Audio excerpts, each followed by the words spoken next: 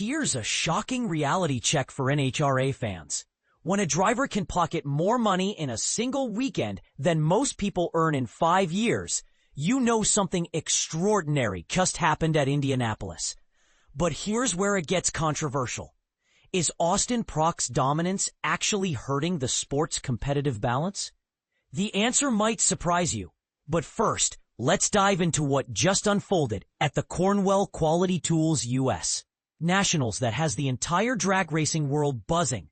Prock just delivered what can only be described as a masterclass in drag racing domination, walking away from Lucas Oil Indianapolis Raceway Park on September 1st with an eye-watering $330,000 payday.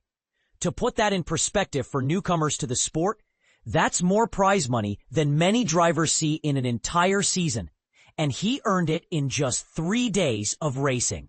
The John Force racing driver accomplished something that even his legendary team owner John Force never managed. Back-to-back U.S.Nationals victories. Think about that for a moment. Force, a 16-time funny car champion with 5 U.S.Nationals wins under his belt, never pulled off consecutive victories at drag racing's most prestigious event. Yet here's Prock, still relatively new to the funny car scene, making it look almost routine. His weekend was nothing short of flawless.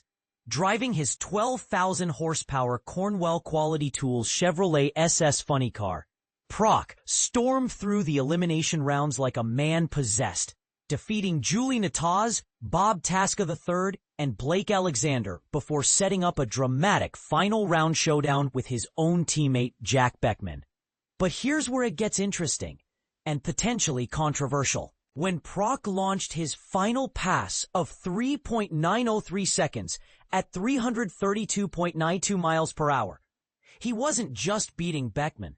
He was essentially crushing the dreams of every other funny car driver who thought they had a shot at stopping his momentum train. The numbers behind Prock's dominance are absolutely staggering.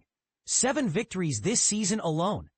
15 wins in his last 32 funny car outings.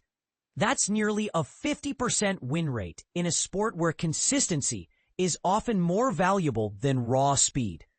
For context, most championship caliber drivers consider themselves fortunate to win 20 to 25% of their races over an extended period.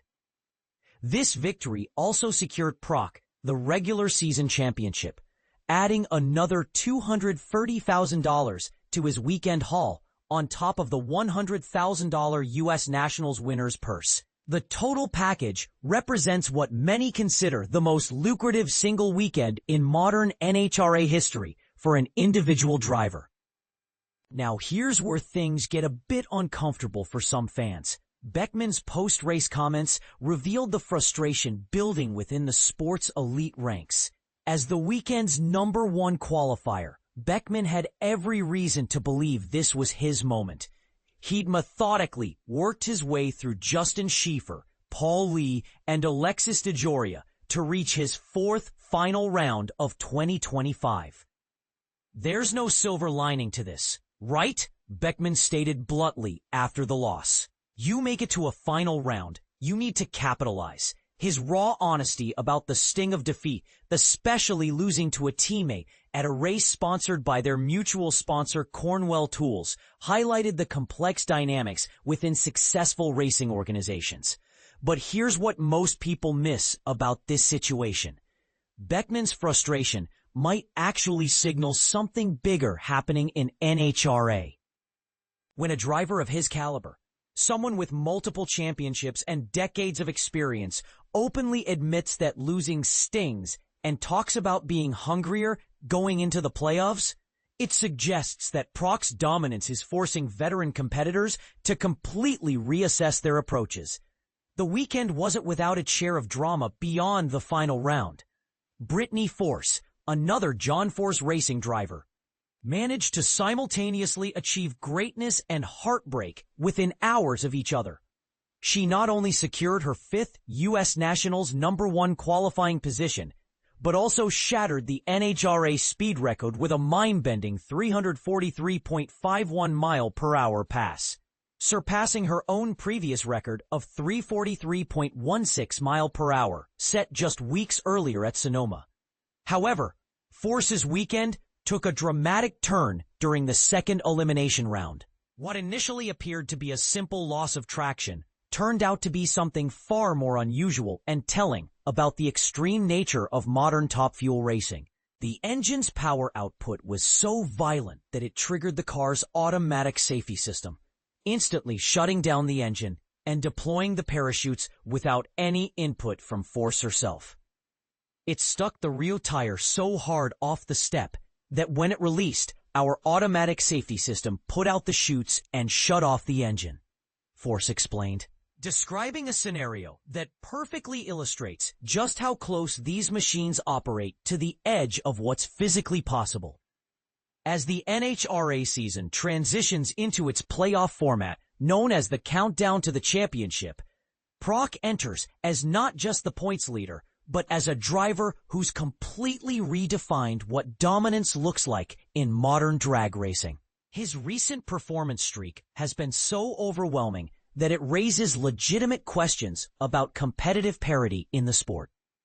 And this is the part most people miss. While Prock's success is undeniably impressive, some longtime fans are quietly wondering whether such dominance is healthy for NHRA's long-term entertainment value. When one driver consistently outperforms the field by such wide margins, does it diminish the excitement for casual viewers who tune in hoping for unpredictable wheel-to-wheel competition? The upcoming U.S.Nationals, scheduled for September 19th to 21st at Maple Grove Raceway in Pennsylvania, will serve as the opening round of the Countdown playoffs. This event will be the first real test of whether Prock's regular season dominance can translate into postseason success under the pressure cooker atmosphere of elimination-style playoffs. But here's the controversial question that's dividing the NHRA community right now. Is Prock's overwhelming success a testament to superior preparation and driving skill, or does it highlight potential technical advantages that some teams might have over others?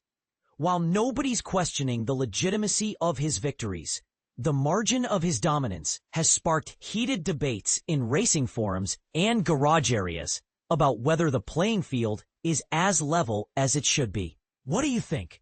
Is Austin Prock's dominance exactly what NHRA needs to showcase the sport's elite talent? Or is it creating a competitive imbalance that might drive away fans who crave closer, more unpredictable racing? Share your thoughts. This is definitely a topic where reasonable people can disagree, and the sport's future might depend on how this debate plays out.